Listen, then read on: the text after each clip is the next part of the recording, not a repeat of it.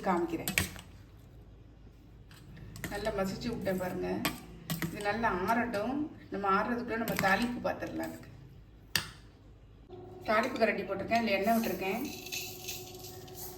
கடுகு, கடலைப்பருப்பு, கொஞ்சோண்டு வரமிளகாய் கிள்ளி வச்சுருக்கேன், கொஞ்சம் பெருங்காயம். நல்லா சிம்மில் வச்சுக்கோங்க.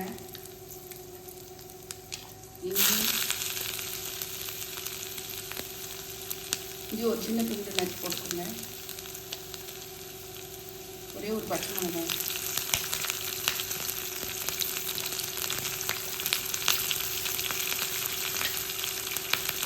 கிஸ்மிஸ் பழம்,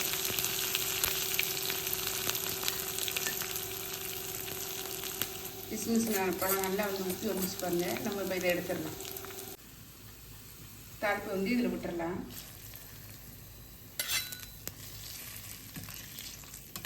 நம்மளுடைய தயிர் சாதம் பாருங்க சூப்பராக ரெடி ஆயிடுச்சு. நம்ம இப்போ இதில் தயிர் சேர்க்கலன்னும் இப்போ சேர்த்துடலாம். சாதத்துக்கு தேவையான உப்பு சேர்த்துடலாம்.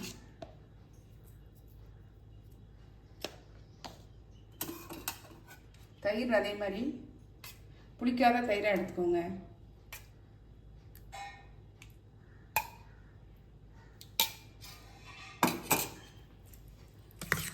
நல்லா மிக்ஸ் பண்ணி விட்டுறலாம். நல்ல க்ரீமியாக எப்படி இருக்கு பாருங்க, சூப்பராக இருக்குது.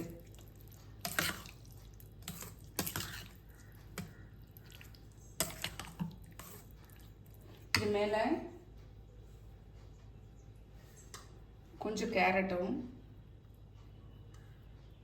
கொத்தமல்லி தழையும் தூவிடலாம்.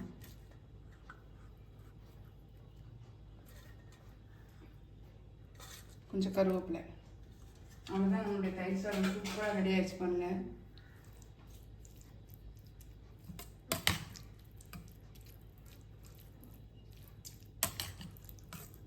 நம்ம இப்போ சர்க்கரை பொங்கல் பார்த்துடலாம்.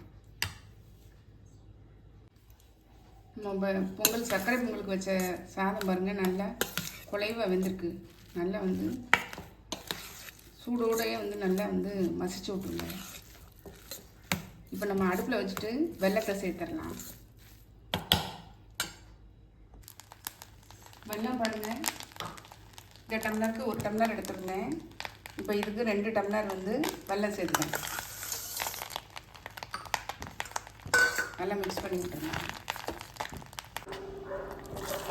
வெல்லம் கரைய ஆரம்பிச்சிருச்சு பாருங்க. நல்லா கரையட்டும். நல்லா ஒன்றா சேர்ந்து வரட்டும்.